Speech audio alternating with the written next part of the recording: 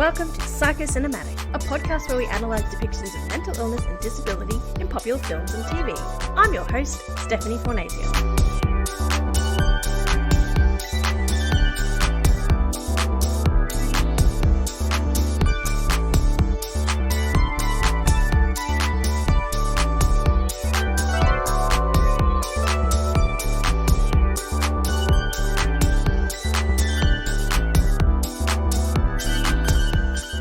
If you love our podcast and want to give us some support, make sure you're following Psychocinematic Podcast on Instagram, TikTok and Twitter. And check out our website, psychocinematicpodcast.com. For access to special bonus content, episodes, early access, stickers, and contribute to our regular fundraisers, join our Patreon. Starting from $3.50 a month, you can be the coolest Psychocinematic listener there is.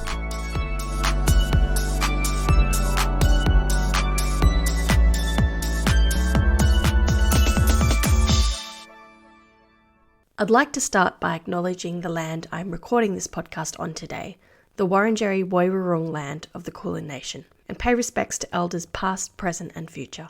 I'd like to acknowledge that the Wurundjeri people are the true custodians of the land I'm on today, which is stolen land. Welcome to our second episode paying tribute to my brother, podcast editor and fellow movie obsessionist Nic Fornasier, who passed away on the 22nd of June this year. It still feels wrong to have those words come out of my mouth. This episode you'll be hearing is a bonus episode that was exclusive to patrons, which we released in July 2021. Nic and I had wanted to focus on some of the great auteurs of the music video world, and this led to a focused episode on Rubber Johnny by Chris Cunningham. Nic was obsessed with Chris Cunningham, and as you'll hear, he very much influenced Nic's cinematography and editing style. Rubber Johnny is a short video that has some huge issues with representation and, whether intentional or not, perpetuated some very gross stigma around disability. So a bit of a content warning for that. I do, however, credit Chris Cunningham for helping make Nic the brilliant, unique and methodical film editor he became. And if Chris Cunningham ever releases anything again, I will send him a cease and desist letter because I won't be able to bear that Nic won't be able to see it. A grief joke for you. Enjoy.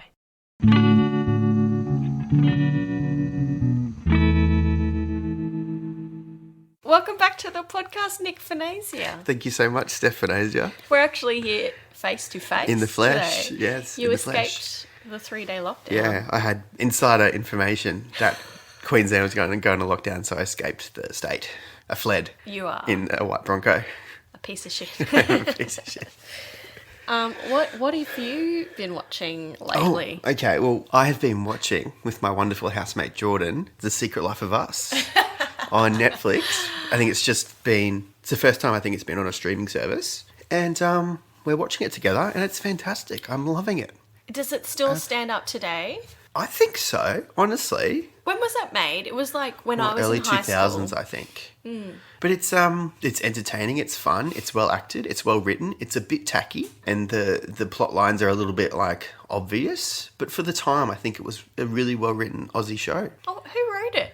Don't know. Samuel Johnson, the narrator. Samuel Johnson. Well, it's all his book, isn't it? Yeah. You know what? There needs to be more shows like that. There's gay themes. There's Deborah Melman is Aboriginal. Mm-hmm. There was a storyline about religion, and there's an abortion in it. Oh, true. Yeah. I finished Mayor of Easttown. Friggin' loved it. Oh, my goodness. Michael, he's like, oh, yeah, he's so right.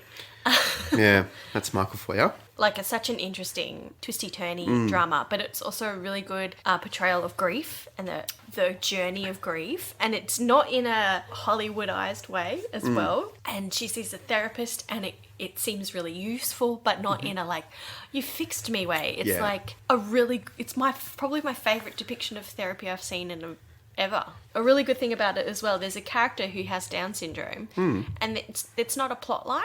She just has Down syndrome. She just has it, yeah. It's not like it has to be a thing where the parents talk about having their daughter with Down syndrome or hard or she's just there. Just is. And that needs to happen more in for cinema. Sure, for sure. I was really happy with it. Yeah. We've also been watching simultaneously Interview with the Vampire. Yeah, I watched it last weekend.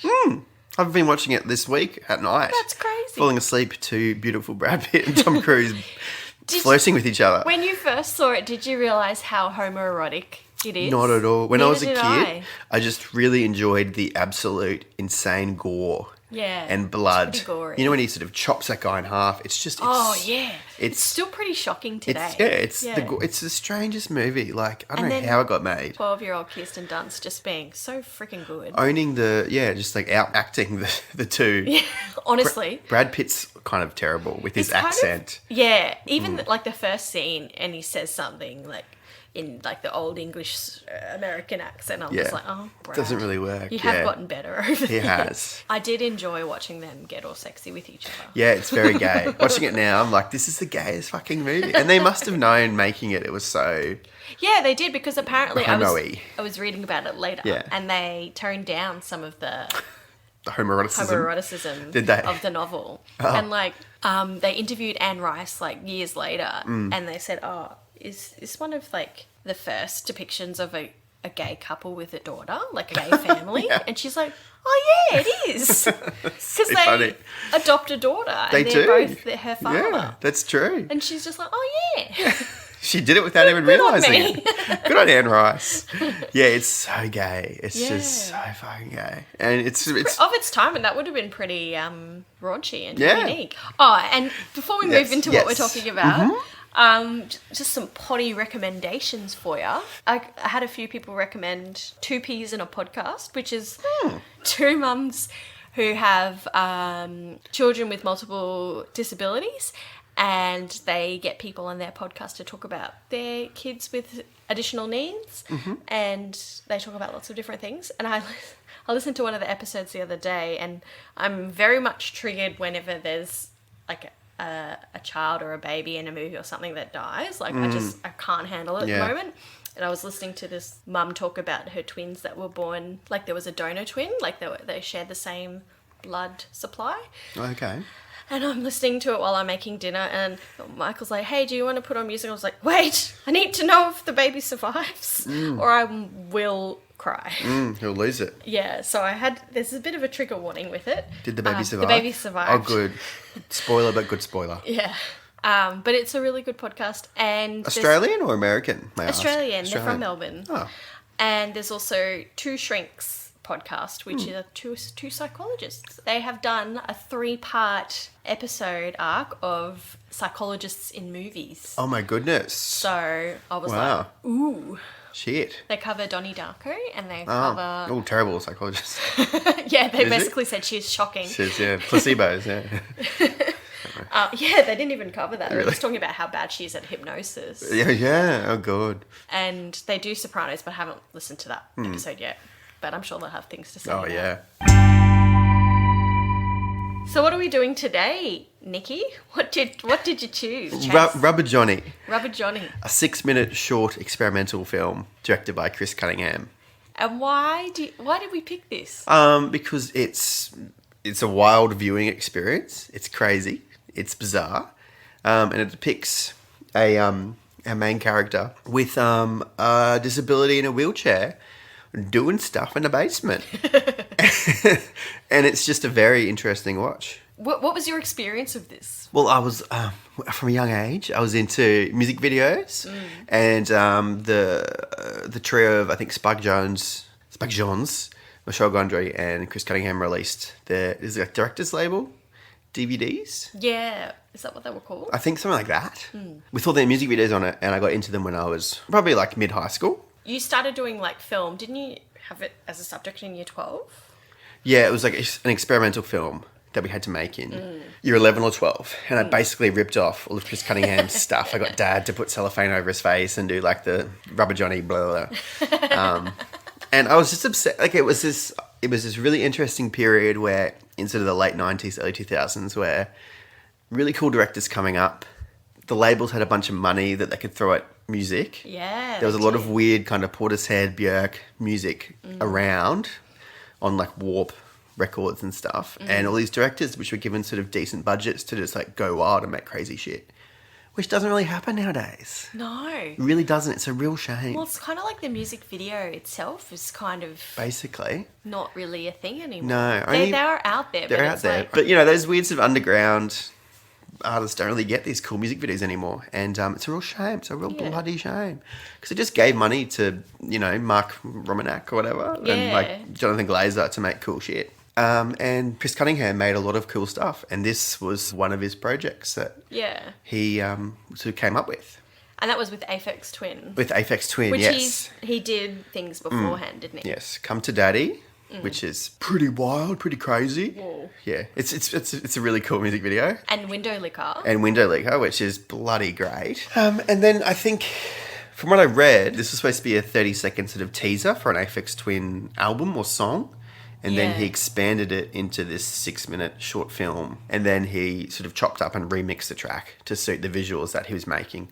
Yes, it's not really a music video to in the traditional sense. Traditional sense. It's more of a, you know, a remix and a short film and a experimental project. Yeah, I always been interested in film. I think my boyfriend at the time owned a few of the director DVDs. I think that's, And he was like, oh, have you seen Rubber Johnny? And I was like, what is that?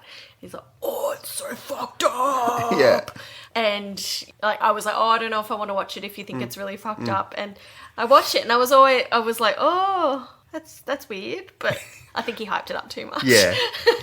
But I thought it was really cool at the same time. I think it gets hyped up as just like, you know, one of the 10 most scariest music videos of all time. And it's freaky and it's creepy, but it's not really haunting and terrifying. It's more just grotesque and I find it quite funny. It is funny. I find it really funny to watch. I mean, like, it's shot in night vision, infrared night vision, which always makes things creepy. Oh, yeah. It's instantly creepy. Yeah. And when we have a monitor for Casper and it's actually broken, so we can't use the video anymore. But whenever he would wake up, with those we could see his little fluorescent eyes, and then we're like, oh, that's actually fucking creepy. It is. It's just an instant like creep factor right there. Yeah, automatically. So I think it was creepy. Yeah, but it was definitely played like, because when I was looking up stuff for it, and I wasn't old enough to be like into internet viral stuff in 2005. Oh, wait, no, I would have graduated. Maybe I just wasn't internet savvy. I wasn't a real... you went into that sort of subculture. I made lots of friends on a benfolds.org website at the time, but I wasn't on Reddit or anything or whatever. Reddit exists. Yeah. Whatever the equivalent You weren't going was. on... whatever. What did you say before? eBaum's World? eBaum's World. I don't even know. I think stuff. The point is I missed the internet hype up of it. Yeah, and it was like... It was a hoax. Like, people were told that there was a boy named Rubber Johnny that was locked up in this basement, and this is real footage of a real person. So it was like... A bit of a viral thing. Yeah, a viral thing yeah. Prior to it being released as a video. And there's actually a Snopes.com entry. Oh, really? What, is Rubber Johnny real? Or... Yeah. And like, no, it's not. Yeah. So, in that sense, there are some problems with it, I think. Oh, yeah, okay. True. But before we delve into them, should we watch it? Let's watch it, team. Because it'd be easier to watch it than to explain the plot. And it only goes for 6 minutes. Yeah, exactly. Yeah. So we can kind of like narrate it. Yeah, let's do that. Let's watch it together, guys. Let's watch it together. Let's have a little watchy-watch. In 3 seconds, hit play. Everybody, this is live. No, it's not. Okay, so it opens on a quite creepy, freaky close-up of Rubber Johnny, played by Chris Cunningham himself. Yes. In some prosthetic, practical makeup. And in this beginning, it's like he's like a baby, like he's kind of saying "mama." Yeah, it's almost like very different to what comes after. It kind of reminds me of my son a little bit. Yeah, it's quite baby-like, quite fetal-like. And there's a sort of British doctor narrating, almost like a psychologist, almost like someone having a session with him. And he's saying, do you want your mum? Yeah, when he says mama, we're sort of guesstimating with the mute video. And he's got like quite a pronounced forehead that's sort of deformed and jutting out. And he's got like hair And then it gets around his face. It's probably the creepiest bit. Yeah, Like, and he kind of starts scared to me. hyperventilate. Yeah. And then he starts to move around quite a bit. But the voice is calm. The guy talking to him is quite calm the whole way through. It's a weird disconnect. And the voice is saying, oh, we're just going to give you an injection that will calm you down. And then it kind of, the screen's distorted. And I'm pretty sure the voice is saying, this will just make you nice and calm. Yeah. It'll be nice. You'll feel much better soon. And then we see a And then fluoro light flicker on, fluoresce. which you completely stole for your student film. Yes, I did. Yeah. Oh, it was such a rip-off. And then we see like a condom that says Rubber Johnny on it. Is it going over a penis? I think it's going to have a big dildo, yeah. And Rubber Johnny means condom. Yeah, like it's a word for condom in the UK. It's a colloquial term for And then we see a chihuahua. condi. And he's also got a very big head, which I feel like is does. supposed to be like a Yeah. thing. I think it's supposed to sort of like, it's quite a symbiotic relationship. Yes. Yes. Chihuahua and Rubber Johnny. He does look pretty creepy with those big eyes. And then we see... Rubber Johnny, his head over the back of his wheelchair, and he's kind of poised very uncomfortably in his chair. And I think Naked. Completely naked. completely naked. And it's quite intimidating. It's quite creepy. His head is very big. It's huge. And then he starts like making like electronic noises. Yeah, strange noises in time with the music and the audio. And at this point, it's kind of creepy, but it instantly turns hilarious when he flicks out his tongue. Well, not really. Well, it sort of breaks transition- up the tension a little bit when he does Yeah, that. yeah. And now he's dancing. He's dancing in his wheelchair and he's contorting his body. It's very cool. It's good. It's awesome. It looks so cool. And there's lots of like laser beams. being Laser beams shot, going everywhere. which he is shooting. I think so. At some stages, he shoots out laser beams. Yeah. And the effects, this is what, It's very. 15 years old? It's pretty amazing. Yeah. They hold up so well. The music is very glitchy, and now he's like touching the laser beams with his hand and he's punching them, He's having a little dance. spinning his wheelchair. Yeah, got a big wheelchair play going on. He's having a good old time. He's upright. And he's very like flexible. And then a door opens and a man yells at him Yes, a bit of abuse, and he sort of stops what he's doing. Everything stops. and just watches. Door closes. And then he snorts a big line of cocaine. Massive line of coke. And then things get a bit crazier. His head seems is to exploded exploding. from one of the laser beams. Yeah. And then he starts smushing his face Yeah, against his face. a piece of perspex, like glass. Yeah, which it's a very cool effect. I don't know how he did that. Johnny's like hiding behind the like, it's like a garage or like a attic that he's in. I thought it was like a bit of a garage. Yeah. Not an attic, sorry, a basement. And he starts shooting laser beams at the dog, Laser I beams. think. Yeah, he's sort of hiding now. He's sort of out and he's just having a rave again. And Laser beams going everywhere. Chris Cunningham like based him off like ravers that he saw like had the way they move is what inspired Rubber Johnny. And now like it's less. Oh, it's so gross. We finally are in colour for the first time. Yeah, it's not not infrared. in infrared anymore. Yeah. He's smashing his face against the glass. Against the perspex. It looks pretty gross. And a final bit of abuse. Yeah, the door From opens his- and his dad. His dad? yells at I him assume again. it's his dad or, his carer. Now he's just breathing heavily because he's been danced out and the chihuahua's Chihuahua's just watching him. And he just flickers his tongue once at the One chihuahua. nice little lick. Chihuahua's watching. And we get a shot of trains. Yeah. And that's Rubber That's Johnny. it. That's Rubber Johnny. It's... Make sense of that what you will. Yeah. It's quite funny. It's quite energetic, really. Yeah. It's not at all what I thought it would be when I first heard about it and first got to watch it. Yeah, the way people were talking about it was like, he's this guy who does these creepy things and it's like aimed to sort of scare and creep you out. But he's just having a dance in his chair. He's just having a fun time. He's just, Having a grand old time. just enjoying himself. I always think there's a bit of a streak of humour throughout Chris Cunningham, like a bit of dark humour. Yeah. Like not really overt. Well, Window Licker is very funny. Yeah, it's really funny. Yeah, it's a play on all that. Like, And I that's- kind of find Come to Daddy a bit funny too. Yeah, it's the grandma being all like... Yeah, and the it's children with Richard D. James's face. Yeah, That's pretty funny. it's funny. Imagine if Casper had that face. Oh, beautiful. Love him no less. That's Rubber Johnny. What does it mean? I don't know if there is a meaning, Me either. but I found a quote. yes, Can I read it? read it. It was on the Wikipedia page. So Pascal Wise of The Guardian referred to it as virtuosic grossness, saying there is more fleeting shock than real haunting, which I agree with. Yeah. Perhaps in all the synaptic mayhem, there is just no room for the viewer to contact their own demons, which I agree with. It's not really Yeah, it's like it goes too fast for you to connect with it on a human level. Exactly, yeah. And I feel I was reading somewhere else.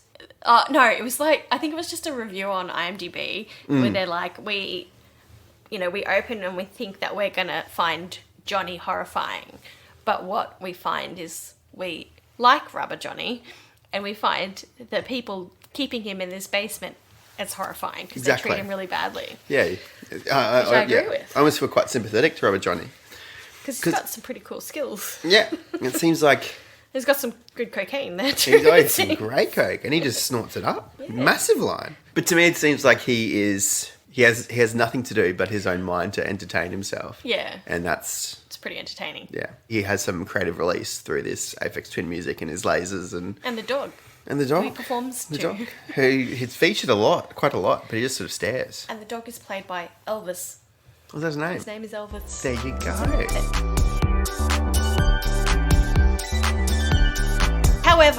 However, okay, here we go. Controversial. So Johnny obviously has some sort of disability. Yes, he's correct. in a wheelchair. Yeah. He's got a massive head, which I looked up would either be macrocephaly or hydrocephaly.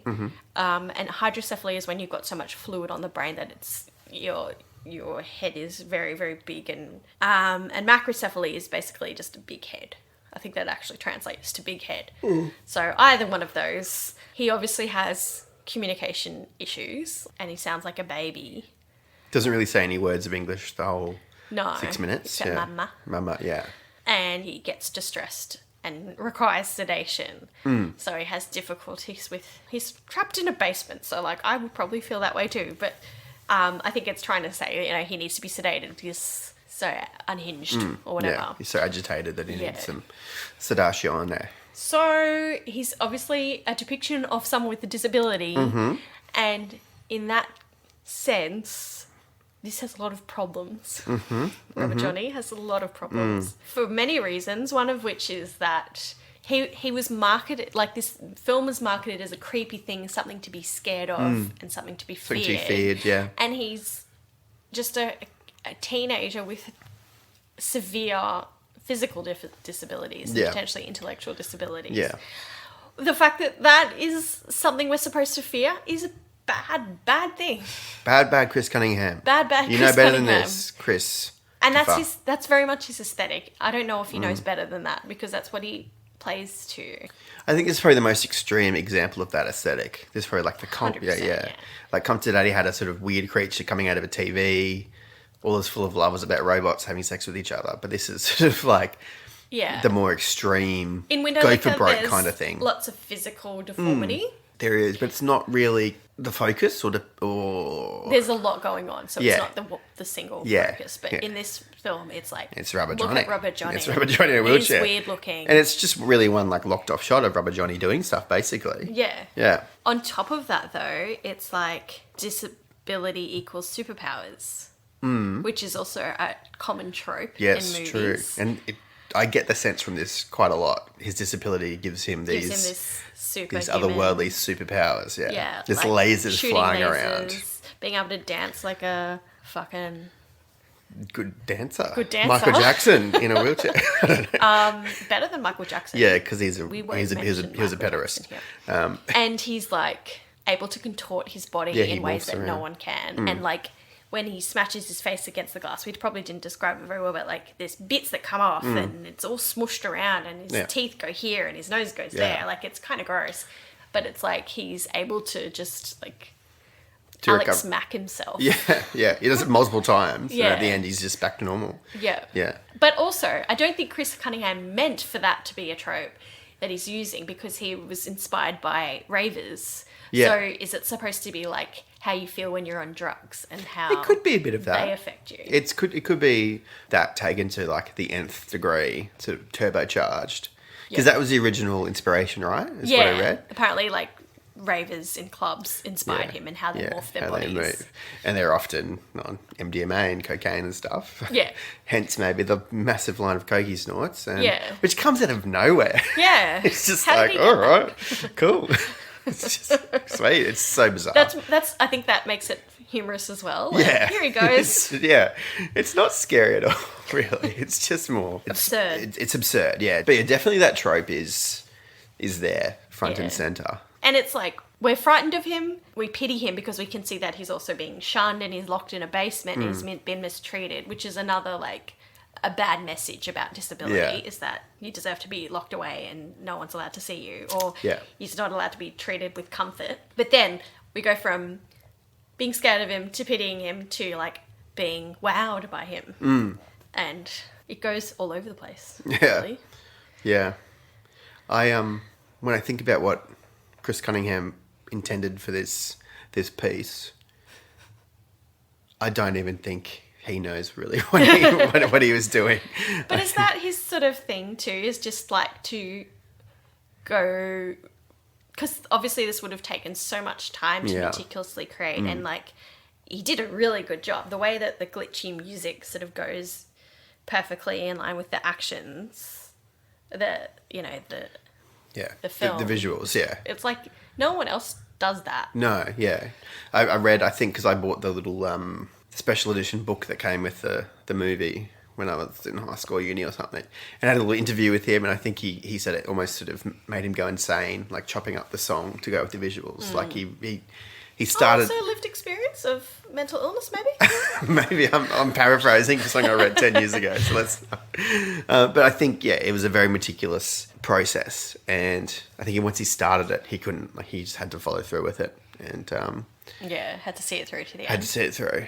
So I think he just likes to marry interesting sounds with corresponding visuals. I think that's what he does. And there's not really a narrative or a distinct meaning behind it, just more of a vibe. And I feel like he also wants to shock, because like that book that goes with it, there's all these, and in like the cover, there's all these shots of like humanoid pieces of flesh with hair in weird places. So it looks like maybe it's a scrotum, but testicular stuff also an folded arm into each other. Yeah. I think he just has... It's supposed to make us feel gross. Yeah. But is he doing that to challenge us? I don't know. In how we see things? Or is he doing that to make us feel gross because he thinks it's gross? I don't know. I think he has a body horror obsession. This sort of obsession with flesh. And also like uncanny valley humanoid stuff too, which is like all is full of love.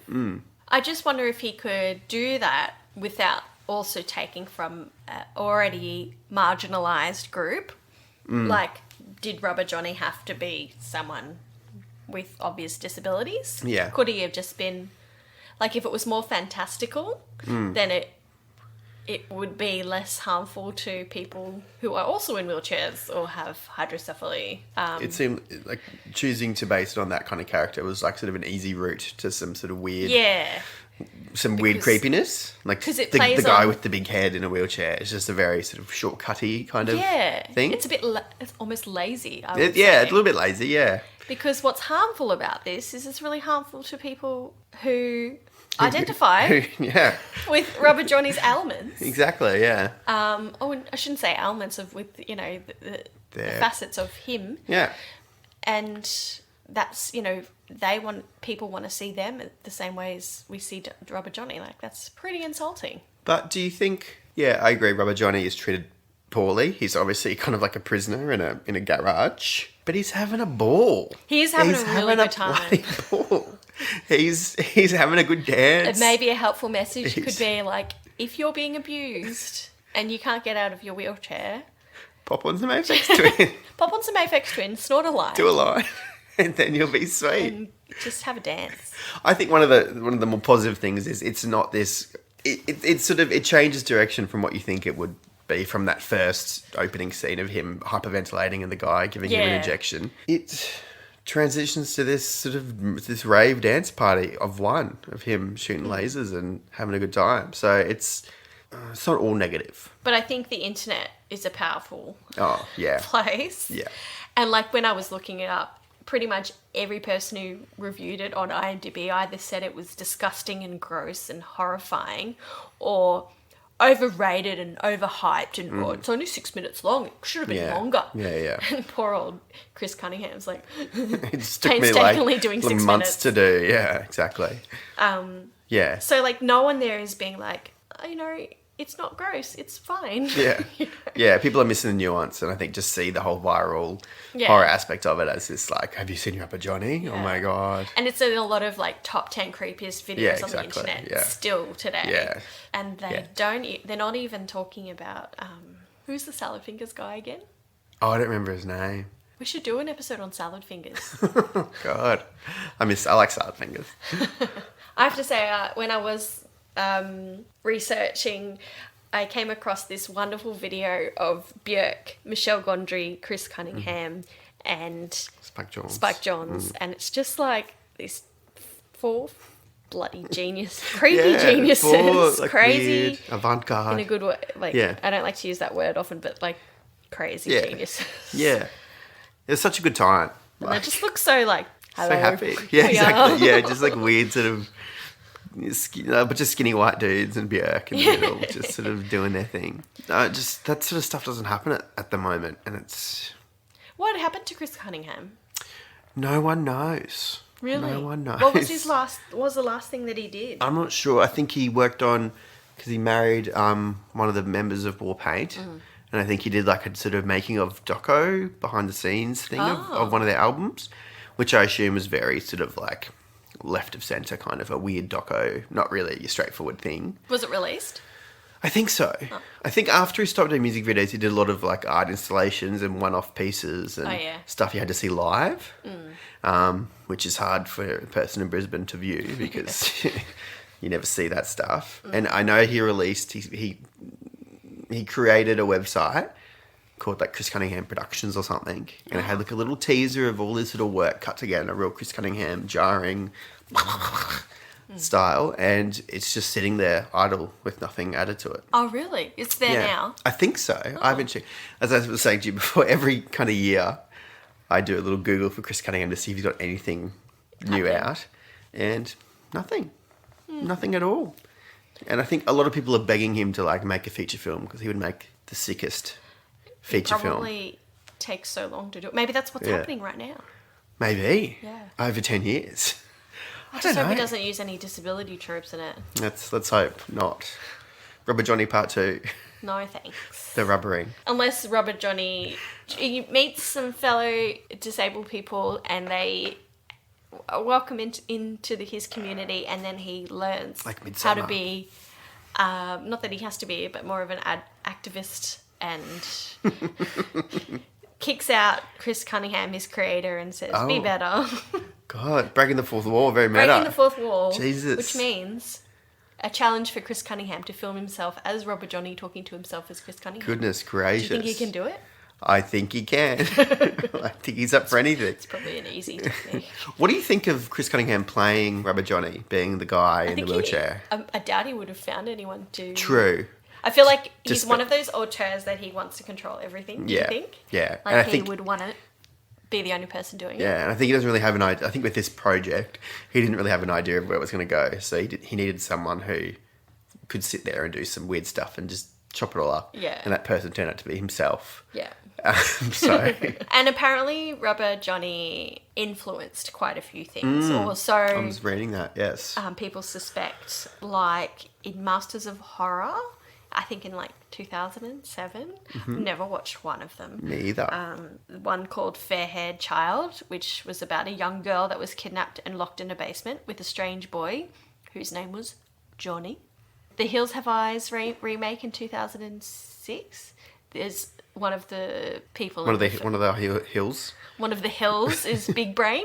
Yeah. And he's in a wheelchair with a really big brain, and he's just in a pair of shorts. So Looks very similar. Looks very similar to RJ. And I think we will do The Hills Have Eyes. Oh. Because- God, you'll have a lot to say about that. Yeah. Oh. And in Wreck, have you seen Wreck? I think I have, yes. Is it good? It's fine. Everyone it's says okay. it's real scary. Yeah, it's pretty. It's like jump scary kind of thing. Yeah. But yeah, there's a humanoid creature in night vision, which is pretty Yeah. rippy-offy. Yeah, it's pretty.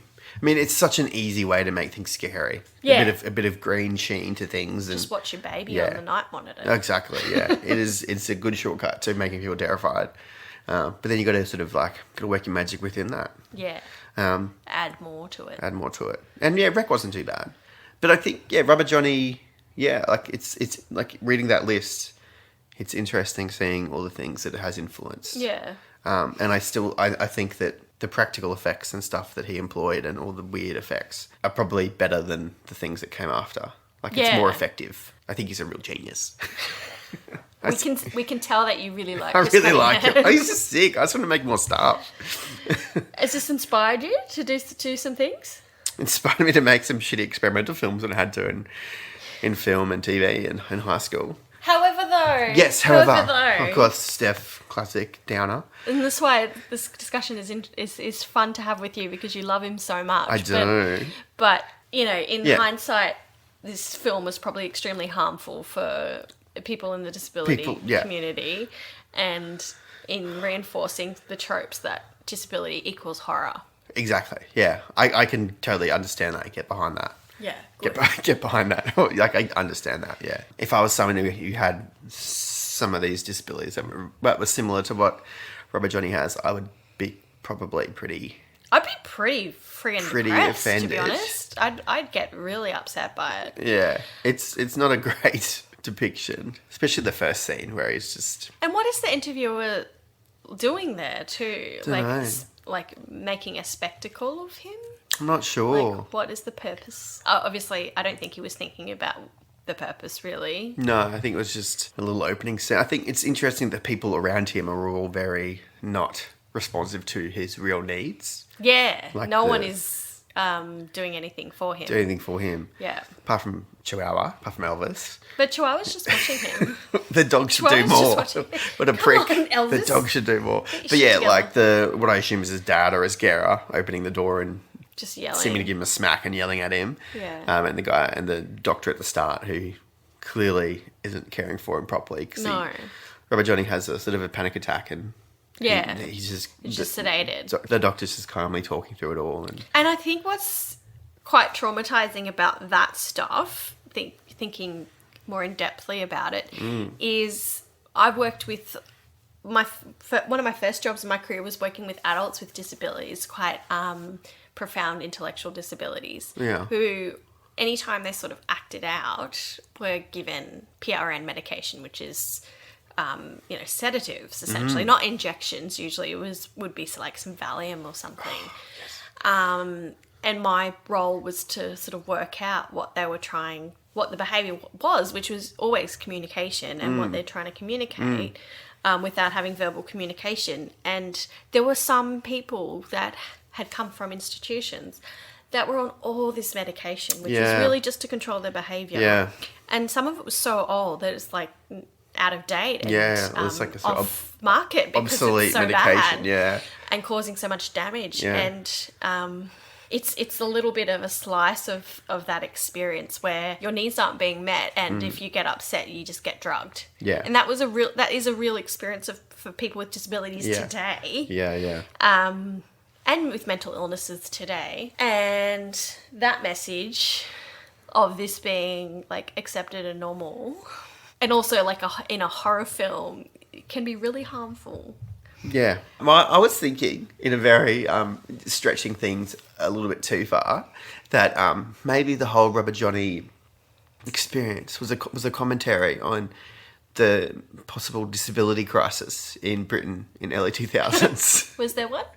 Don't know. Googled it, didn't find much. But just the shot at the end over the credits of like the train tracks, it was sort of taking us into like urban UK England, kind of stuff, and it just reminded me of that sort of middle class, working class. Yeah, I just feel like he was probably more thinking about like the rave scene or the drug scene rather than the disability I scene. definitely don't think what I'm talking about is based on any fact. It was stretching things a bit far. What do you think the train means? I don't know what the train means. It's a journey towards Nirvana. I would love for us to phone Chris. Oh, God. I'd love him to be on. Oh, I miss him. And Come back, ask Chris. him lots of questions about Robert Johnny. He's the best. All right. But harmful. Thank you. Harmful but the best. Harmful but the best. Yes. Well, this isn't a black and white podcast. There are nuances, there are complexities. Yes, of course. And there's a reason why we love film and cinema, and things are popular even though they're harmful. That is true. Couldn't have said it better myself.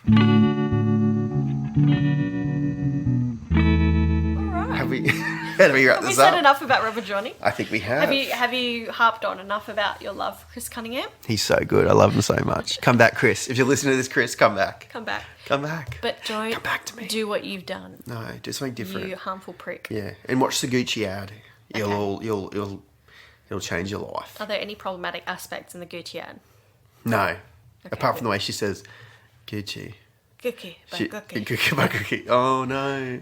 Oh no, James we can't Franco. quote James Franco He just anymore. paid $2.2 million in a sexual assault settlement today or yesterday. Fuckhead. Yes. It's really hard to like movies and music anymore, Just anything. isn't it? Bill Cosby got released today. I know. And IKEA has released bisexual Bisexual couches. Because that's what you want when you're When I'm looking for a couch, bisexual I need it couch. to be bisexual. Yes. Don't want a straight couch, bisexual couch. Don't want a gay couch either. No, just a no, bisexual couch. Just bisexual. It goes both ways. Yeah, the world's a bit fucked. Today's been. Get your jab. Donald Rumsfeld died though. Yeah. I'm not going to say thank God, That but would be cruel, but I think he contributed to a lot of deaths. he did. Well, that's that. And have a good day or night. Thanks for being on the pod. Thank you for having me. It's been a pleasure. Review us Yeah. and put a little rating. And That's the way to get review. reviews. Just do a it. bit of shame. I've only got one from the wonderful Extemporaneous podcast. Come on, And it review doesn't us. show up on my iTunes app, so Bloody I hell. don't even know. Arrivederci. Bye. This podcast is not designed to be therapeutic, prescriptive, or constitute a formal diagnosis for any listener. For a longer version of this disclaimer, please visit the episode notes on your podcast app.